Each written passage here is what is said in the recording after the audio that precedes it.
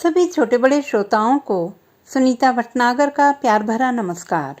Audio stories के हमारे channel कहानी जगत में आप सभी का स्वागत है। हिंदी कहानियों की श्रृंखला में आइए आज सुनते हैं सुभाष नीरव जी द्वारा रचित कहानी दैत्य। वे दिन मेरी बेकारी के दिन थे। मैं इंटर कर चुका था और नौकरी की तलाश में था। माता पिता मुझे और आगे पढ़ाने में अपनी असमर्थता प्रकट कर चुके थे। घर में मुझसे बड़ी दो बहनें थीं, विमला और शांता। विमला जैसे तैसे हाई स्कूल कर चुकी थी, लेकिन शांता 8वीं जमात से आगे न बढ़ सकी। माता पिता वैसे भी लड़कियों को अधिक पढ़ाने के पक्ष में कतई नहीं थे।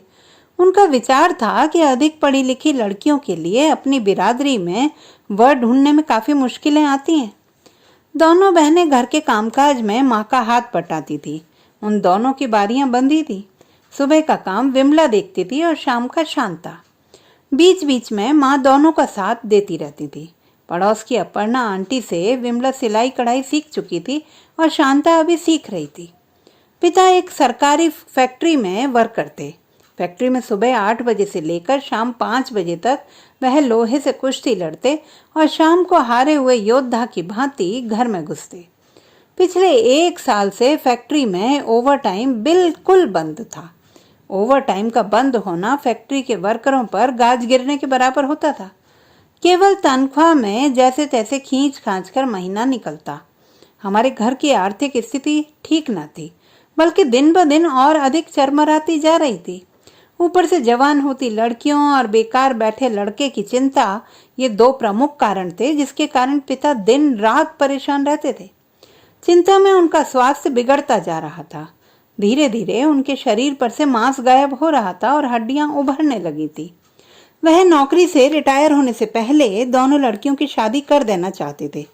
ऐसी स्थितियों में उनकी नजरें मुझ पर टिकी थीं और वह कहीं भीतर से आशान्वित भी थे कि उनका बेटा इस विकट स्थिति में उनका सहारा बनेगा और उनके कंधों पर पड़े बोझ को कुछ हल्का करेगा।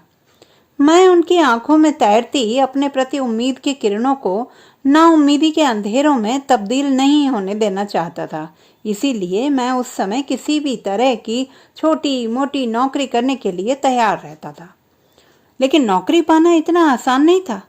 बेकारी के मरुस्थल में भटकते हुए मुझे 1 साल से भी ऊपर का समय होने जा रहा था, पर कहीं से भी उम्मीद की हल्की सी भी किरण दूर दूर तक नजर न आती थी। मेरे सामने जो बड़ी दिक्कत थी वह यह कि घर पर कोई अखबार नहीं आता था। पड़ोस में मैं किसी के घर बैठकर अखबार पढ़ना नहीं चाहता था। दरअसल मैं हर उस सवाल से बचना चाहता था जिसे हर कोई मुझे देखकर मेरी तरफ उछाल देता था। क्यों? कहीं लगे अभी? या अभी यूं ही? इस सवाल का नकारात्मक उत्तर देते हुए मुझ में हीनता का बोध पैदा हो जाता और मुझे लगता कि मैं एक बेकार, आवारा, फालतू, निकम्मा लड़का हूँ जिसे अपने बुढ़ाते बाप पर जरा भी तरस नहीं आता। उस जैसे लड़के तो ऐसी स्थिति में माँ बाप का सहारा बनते, और एक मैं हूँ कि अखबार के लिए मैं सुबह 9-10 बजे तक घर से निकल पड़ता। 2-1 किलोमीटर पर बने पनवाड़ी के खोखों पर पहुंचकर हिचकते हुए अखबार उठाता। एक पर हिंदी का अखबार देखता तो दूसरे पर अंग्रेजी का। अखबार कोई दूसरा पढ़ रहा होता तो मुझे इंतजार भी करना पड़ता। अखबार में से सिचुएशन वेकेंट के कॉलम देखता, कागज पर नोट करता और पोस्ट ऑफिस जाकर एप्लीकेशन पोस्ट करता। ठीक इन्हीं दिनों पिता का परिचय राधेश्याम से हुआ। राधेश्याम एक ठेकेदार था जो सरकारी गैर सरकारी कारखानों से तरह तरह के ठेके लिया करता था। सन 47 के विभाजन में पिता लाहौर के जिस गांव से अपना सब कुछ गंवा कर भारत आए थे, राधेश्याम भी उसी के आसपास के इलाके का था। यही कारण था कि पिता उसमें दिलचस्पी लेने लगे थे और एक दिन राधेश्याम को अपने घर पर ले आए थे। जीप जब हमारे सरकारी क्वार्टर के बाहर आकर रुकी तो वह मोहल्ले के बच्चों के लिए कौतूहल का विषय थी। आस पड़ोस वालों के लिए आंखें फाड़ कर देखने की चीज। खैरातीलाल और उसके घर के बाहर जीप। पिता ने राधेश्याम से अपने बच्चों का परिचय कराया था। ये हैं मेरी दोनों लड़कियां विमला और शांता, और यह है मेरा बेटा सुशील, अभी पिछले साल इंटर किया है 2nd डिवीजन में। राधेश्याम ने बंद गले का कोट पहन रखा था, गले में मफलर, सर पर रोएदार टोपी, कुल मिलाकर वह हमारे लिए आकर्षण का केंद्र था। पिता ने सुनाते हुए खासकर मुझे और माँ को कहा था, अरे इनकी बहुत सी फैक्ट्रियों में जान पहचान है, ठेकेदारी का कारोबार है इनका। लाहौर में जिस गांव में हम लोग रहते थे उसके पास के ही गांव में थे इनके पिताजी, यानी राधे श्याम अपनी ही बिरादरी का आदमी है, पिता यह कहना चाहते थे। इसके बाद जैसा कि प्राय होता है, पिता उन दिनों की यादें ताजा करने लगे थे। सन 47 के विभाजन के दहशत जदा किस्से सुनाने लगे थे कि कैसे वे लोग अपनी सारी जमीन जायदाद, रुपया पैसा, मकान आदि छोड़ छाड़ कर कटी हुई लाशों के ढेरों में छिपते, धू धू कर जलते मोहल्लों गलियों में से डरकर भागते निकलते, प्यास लगने पर छप्पड़ों का गंदा पानी पीते, जान बचाते किसी तरह हिंदुस्तान में घुसे थे। उनका अंदाजे बयां ऐसा होता कि हमारे रोंगटे खड़े हो जाते। दूसरी बार जब राधेश्याम घर आया तो पिता ने अपने मन की बात कह दी। आपकी तो इतनी जान पहचान है जी, कहीं किसी फैक्ट्री में अड़ा दो ना हमारे सुशील को, इंटर पास है। हाँ हाँ करूँगा मैं बात, आप चिंता ना करें, राधेश्याम ने दिलासा देते हुए कहा। अरे अपनों को नहीं लगवाएंगे तो किसे लगवाएंगे, आप फिक्र ना करें, जहाँ कहोगे लगवा दूंगा। बस फिर क्या था, पिता की दिलचस्पी राधेश्याम में बढ़ गई। जिस दिन उन्हें मालूम होता कि वह फैक्ट्री आया है, वह उसे जबरदस्ती अपने साथ अपने घर ले आते। इस प्रकार राधेश्याम का आना जाना हमारे घर में बढ़ने लगा था। अब जब वह कभी फैक्ट्री आता, सीधा हमारे घर पहुंचता, चाहे पिता घर पर होते या ना होते। पिता की अनुपस्थिति में राधेश्याम जब भी हमारे घर में घुसता, पूरे घर में चहल पहल शुरू हो जाती। घर में तेल घी ना होने पर पड़ोस से मांग मूंग कर प्याज की पकौड़ियाँ तली जाती। चाय के कप उठाकर राधेश्याम को पकड़ाने के लिए दोनों बहनों के बीच होड़ लग जाती। माँ राधेश्याम से अपना ही घर समझो कहती रहती। खाने का वक्त होता तो जबरन खाना खिलाया जाता। वह उठकर जाने लगता तो बहनें उससे थोड़ी देर और रुकने का इसरार करने लगती। पिताजी आ जाएं तो चले जाइएगा ना। और राधेश्याम कई कई घंटे हमारे यहाँ बिताकर लौटने लगा। इस बीच कई महीने बीत गए। राधेश्याम हमारे यहाँ आता, ठहरता, गपशप करता और खा पी कर चला जाता। वह आता तो बहनों के चेहरे खिल उठते और जाता तो उन्हीं चेहरों पर उदासी के रंग पुत जाते। पिता उससे बहुत उम्मीदें लगाए बैठे थे। वह हर रोज सोचते कि आज वह आएगा और कहेगा, मैंने सुशील के बारे में फला फैक्ट्री में बात कर ली है, कल से उसे भेज दो। पर होता इसके उलट। राधेश्याम आता, इधर उधर की बातें करता, हंसता हंसाता और खा पी कर चलता बनता। जितनी देर वह घर पर रुकता, पिता की आंखें और कान उसी की ओर लगे रहते। पिता की बेसब्री का बांध अब टूट रहा था। आखिर उन्होंने हिम्मत कर एक बार फिर राधेश्याम से मेरे बारे में बात की। वह जैसे सोते से जागा था। अरे मैं तो भूल ही गया था, आपने भी कहाँ याद दिलाया। राधेश्याम कुछ सोचते हुए बोला, आप फिक्र ना करें जी, अब आपने याद दिलाया है तो इसे कहीं ना कहीं जरूर अड़ा दूंगा। इसके बाद उसने खाना खाया और चला गया। पिता इतने भर से फूल कर गुब्बारा हो गए थे। काफी देर तक वह हमारे सामने उसका गुणगान करते रहे और फिर पूरा 1 महीना राधेश्याम दिखाई नहीं दिया। एक दिन दोपहर के समय हमारे क्वार्टर के बाहर जीप आकर रुकी। शांता दौड़कर बाहर निकली। देखा राधेश्याम था। उसके हाथ में एक पैकेट था जिसे लेकर शांता झूमती हुई भीतर दौड़ गई थी। क्या है? मेरे प्रश्न को उसने अनसुना कर दिया था। अब वह पैकेट विमला के हाथ में था। विमला के चेहरे पर भी खुशी के भाव तैर आए थे। मैं चीख सा उठा, क्या है इसमें? तुम्हें क्या? कुछ भी हो, अंकल हमारे लिए लेकर आए हैं तो तुम्हें क्यों जलन होती है? शांता ने पलटकर मेरी चीख का जवाब दिया। मुझे उससे ऐसी कतई उम्मीद नहीं थी। आज तक वह मुझसे ऊंची आवाज में नहीं बोली थी। मैं कुछ और कहता कि बीच में ही माँ आ गई। अरे कुछ नहीं है, दोनों की साड़ियाँ हैं इसमें, मैंने मंगवाई थी। अब तक चुप बैठा राधेश्याम एकाएक हंसते हुए बोला, अहमदाबाद गया था, लौटते वक्त सोचा लेता हूँ, सस्ती हैं। फिर मेरी ओर मुखातिब होते हुए बोला, तुम्हारे लिए भी पैंट शर्ट देखी थी, पर सोचा मालूम नहीं तुम्हें कौन सा रंग पसंद है, इसलिए नहीं ला सका। अब की बार जाऊंगा तो पूछ कर जाऊंगा। शाम 6 बजे तक वह हमारे घर पर रहा। अहमदाबाद की बातें बताता रहा। माँ और बहनें तन्मय होकर उसकी चर्चा सुनती रहीं। पिता के फैक्ट्री से लौटने का वक्त हुआ तो राधेश्याम उठकर जाने लगा। माँ ने कहा, उनके आने का वक्त हुआ है तो आप जा रहे हैं। इतने दिनों बाद आए हैं तो उनसे मिल के जाते। राधेश्याम को रुकना पड़ा। कुछ ही देर बाद पिता आ गए। वह तपाक से उनसे मिला और उनके कुछ बोलने से पहले ही अपने अहमदाबाद चले जाने की बातें करने लगा। पिता चुपचाप उसकी बातें सुनते रहे, कुछ बोले नहीं। बहनें उठकर पहले ही दूसरे कमरे में चली गई थी और माँ रसोई में चाय का पानी चढ़ाने लगी थी। कुछ एक क्षणों तक कमरे में चुप्पियों का बोलबाला रहा। एकाएक राधेश्याम ने मुंह खोला, अगले हफ्ते फिरोजाबाद आगरा जा रहा हूँ। वहाँ की कई फैक्ट्रियों में मुझे काम है। सुशील के लिए बात करूँगा। पिता अभी भी चुप थे, वह सुन रहे थे बस। सुशील को साथ लेता जाऊँगा, आमने सामने बात हो जाएगी। राधेश्याम मेरी ओर देखकर बोला, कभी आगरा गए हो? ताज देखने की चीज है, इस बहाने तुम उसे भी देख लेना। हाँ, मेरे मन में ताजमहल देखने की इच्छा पिछले कई सालों से थी। कॉलेज की ओर से एक टूर गया था छात्र छात्राओं का। सबने 100-100 रुपए मिलाए थे। मैं 100 रुपयों के कारण जा न सका था। इधर ही कहीं देखते तो अच्छा रहता। इतनी दूर। पिता के मुंह से काफी देर बाद बोल फूटे थे। लगता था जबरन आवाज को भीतर से बाहर धकेलने की कोशिश कर रहे हों। अरे भाई साहब, 1-2 साल उधर कर लेगा, कुछ एक्सपीरियंस हो जाएगा तो इधर किसी अच्छी फैक्ट्री में लगवा दूंगा। आप फिक्र क्यों करते हैं? उस दिन मैं बहुत खुश था। एक दिन पहले ही मैंने अपनी इकलौती पैंट शर्ट धोकर प्रेस कराकर रख ली थी। और दिनों की अपेक्षा उस दिन मैं सुबह जल्दी उठ गया था और नहा धोकर तैयार होकर बैठा था। पिता के फैक्ट्री चले जाने के तुरंत बाद राधेश्याम पहुंचा था। कुछ देर बैठने के बाद उसने आवाज लगाई, अरे भाई तुम लोग जल्दी तैयार हो, नहीं तो लौटने में देर हो जाएगी। मैं तैयार था और राधेश्याम मुझे देख चुका था, लेकिन उसका तुम लोग मुझे हैरान करने लगा। थोड़ी ही देर में सारी स्थिति साफ हो गई। शांता और विमला तैयार होकर बाहर निकल आई थी। मेरा सारा उत्साह एकाएक ठंडा पड़ गया। मेरी इच्छा कपड़े उतारकर फेंक देने की हुई। बहनों की हंसी मुझे अंदर तक चुभ रही थी। राधेश्याम की चालाकी पर मुझे गुस्सा आ रहा था।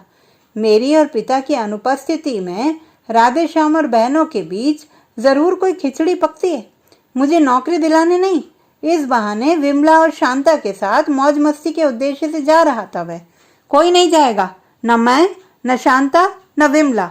मैं चीख कर कहना चाहता था, पर चीख मेरे अंदर ही तड़फड़ाकर दम तोड़ गई। माँ को भी शायद इस बारे में अधिक जानकारी नहीं थी। दोनों लड़कियों को तैयार हुआ देखकर उसने पूछा, तुम दोनों कहाँ चली तैयार होकर? राधेश्याम उठकर आगे बढ़ाया, बोला, बच्चियां हैं, ताज देखने की उत्सुकता होना स्वाभाविक है बच्चों में। इस बहाने सुशील के संग ये भी घूम लेंगी आगरा। कहाँ रोज रोज जाना होता है। वो तो ठीक है, पर इनसे बिना पूछे मैं कैसे लड़कियों को भेज सकती हूँ? ये फिर कभी चली जाएंगी। अभी तो आप सुशील की नौकरी के लिए जा रहे हैं ना। जाने कहाँ कहाँ किन किन फैक्ट्रियों में जाना रुकना पड़ेगा आपको। आप सुशील को ही ले जाएं। माँ की बात पर राधेश्याम भीतर ही भीतर मन महसूस कर रह गया था। ऐसा उसके चेहरे से ही लग रहा था। बहनों के चेहरे लटक गए थे। लटके हुए चेहरे लिए वे पैर पटकती हुई अंदर दौड़ गई थी। क्षण भर को गमी जैसा वातावरण बन गया था। राधेश्याम चुप था। माँ दुविधा में थी। मैं खुश भी था और नहीं भी। चलो, राधेश्याम ने मेरी ओर देखकर कहा और जीप में जा बैठा। जीप स्टार्ट हो चुकी थी, लेकिन मैं अभी भी माँ के पास असमंजस की स्थिति में खड़ा था। माँ ने पल्लू में बंधे 100 रुपए मुझे थमाए और कहा, रख ले, जरूरत पड़ जाती है कभी कभी। मैं चुपचाप जाकर जीप में बैठ गया। मेरे बैठते ही जीप झटके से आगे बढ़ गई। दोपहर का समय था जब फिरोजाबाद की एक फैक्ट्री में हमारी जीप घुसी। पूरे रास्ते न राधेश्याम मुझसे बोला, न मैं राधेश्याम से। जीप से उतरकर वह सीधे फैक्ट्री में जा घुसा था। मैं वहीं जीप में बैठा रहा। कोई 1 घंटे के बाद वह फैक्ट्री से निकला। मुझे अब कुछ कुछ भूख और प्यास लग आई थी। जीप अब फिर सड़क पर दौड़ रही थी। आधा घंटे के सफर के बाद जीप फिर एक फैक्ट्री के बाहर रुकी। मुझे उतरने का इशारा हुआ। मैं उतरकर राधेश्याम के पीछे हो लिया।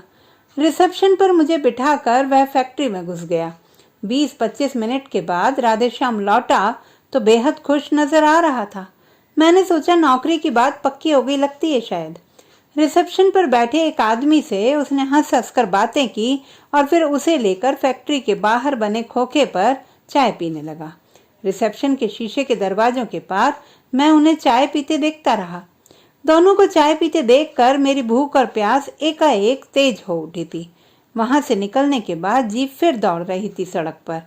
राधे श्याम अब कोई फिल्मी गीत गुनगुनाते हुए मस्ती में जीप चला रहा था। एकाएक बोला, मालूम है अभी हम जिस फैक्ट्री में गए थे उस फैक्ट्री से मुझे नेट 1.5 लाख का मुनाफा होने जा रहा है। ये मेरा अब तक का सबसे बड़ा ठेका होगा। उसके चेहरे पर रौनक थी। वह किसी फिल्मी हीरो की तरह जीप चला रहा था, झूमता गाता सीटी बजाता। सरकार से हवाई जहाजों में इस्तेमाल होने वाली कांच की छोटी चिमनियों का ठेका मिला है, 1 लाख चिमनियों का। यह फैक्ट्री बनाने को तैयार हो गई है। प्रति चिमनी फैक्ट्री का 2.5 रुपये खर्च होगा, 3.5 में मुझे देगी और मैं उसे सरकार को 5 में दूंगा, यानी 1 लाख चिमनियों पर नेट 1.5 लाख का लाभ। उसकी खुशी का कारण अब मुझसे छुपा नहीं था। उसकी खुशी के पीछे मेरी नौकरी आदि की कोई बात नहीं थी। यह तो उसके ठेके में हो रहे मुनाफे की बात थी। मेरी नौकरी की बाबत उसने कोई बात भी की होगी, इसमें भी मुझे संदेह हो रहा था। राधेश्याम के अनुसार अब हम आगरा के बहुत नजदीक चल रहे थे। इससे पूर्व रास्ते में एक छोटी फैक्ट्री में राधेश्याम ने मेरी नौकरी की बात की थी। मैनेजर ने फिलहाल कोई वैकेंसी नहीं होने पर खेद प्रकट किया था। साथ ही भविष्य में जरूरत पड़ने पर बुलाने का आश्वासन देते हुए मेरे पर्टिकुलर्स आदि देख लिए थे। हमारी जीप एक बार फिर एक फैक्ट्री के बाहर रुकी। इस बार राधेश्याम भीतर घुसा तो 2 घंटों से भी अधिक समय लगाकर बाहर निकला। जीप में बैठे बैठे उसका इंतजार करते करते मैं तंग आ गया था। इस बीच मैंने फैक्ट्री के बाहर बने हैंडपंप से पानी पिया था और वक्त काटने के लिए इधर उधर चहलकदमी करता रहा था। पानी पीने के बाद मेरी भूख तेज हो उठी थी। सुबह हल्का सा नाश्ता करके ही चला था मैं। पास ही ढाबे नुमा एक दुकान थी। सोचा राधेश्याम के बाहर निकलने से पहले कुछ खा लूं। पैसे तो थे ही मेरे पास, मगर तुरंत ही न जाने क्या सोचकर मैंने अपने इस विचार को झटक दिया। दरअसल मैं भीतर से भयभीत था कि कहीं राधेश्याम बाहर ना निकल आए और मुझे खाता हुआ ना देख ले। मैं जीप में बैठ गया और अपना ध्यान इधर उधर उलझाने लगा, लेकिन यह सिलसिला अधिक देर न चला। भूख के मारे मेरे सिर में हल्का हल्का दर्द शुरू हो चुका था। तभी राधेश्याम बाहर निकला। शाम के 4:30 का वक्त हो रहा था तब। जीप में बैठते हुए राधेश्याम बोला, इस फैक्ट्री का मैनेजर बाहर गया है। होता तो तुम्हारी बात पक्की थी। अपना यार है, साथ साथ पड़े हैं हम। जीप स्टार्ट कर वह बोला, तुम्हें ताज दिखा दें, फिर लौटते हैं। बहुत देर हो जाएगी, नहीं तो रात 11 से पहले नहीं पहुंच पाएंगे। मैं चुप था। ताज देखने की इच्छा ने थोड़ी देर के लिए मेरी भूख को कम कर दिया था। कुछ किलोमीटर चलने पर ताज दिखने लगा था। राधेश्याम बोला, वो देखो ताज, कितना सुंदर लगता है ना। दूर से ऐसा लगता है जैसे कोई खूबसूरत सफेद परिंदा आकाश में उड़ने को तैयार बैठा हो, है ना। मैं उत्सुकता भरी नजरों से ताज देखने लगा। देख लिया, अब यहीं से लौट चलें? क्यों? राधेश्याम जीप धीमी करते हुए बोला। मुझे लगा मेरी सारी उत्सुकता का किसी ने जैसे हाथ बढ़ाकर बेरहमी से गला घोंट दिया हो। फिर कभी आएंगे, सभी तो देखेंगे तभी करीब से। ग्रुप में देखने में मजा ही कुछ और है। जीप रुक गई थी। राधेश्याम की आंखें मेरे चेहरे पर स्थिर थीं। शायद वह मेरी प्रतिक्रिया जानने की कोशिश कर रहा था। नहीं, मैं तो आज ही ताज देखकर जाऊंगा। इतने नजदीक पहुंचकर मैं बिना देखे नहीं जाऊंगा। मैं हैरान था, मेरे गले से ये सब कैसे निकला। मेरा चेहरा तना हुआ था, आंखें अभी भी ताज को देख रही थी। राधेश्याम ने बिना कुछ बोले जीप सड़क पर दौड़ानी आरंभ कर दी थी।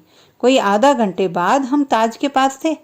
जीप पार्क कर राधेश्याम बोला, मैं यहीं ठहरता हूँ, तुम आधे घंटे में देख दाख कर आओ। मैं यहीं पर मिलूंगा, ठीक?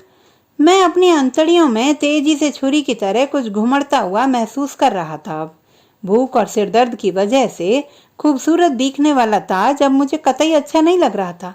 अनमने भाव से मैं ताज की ओर बढ़ा।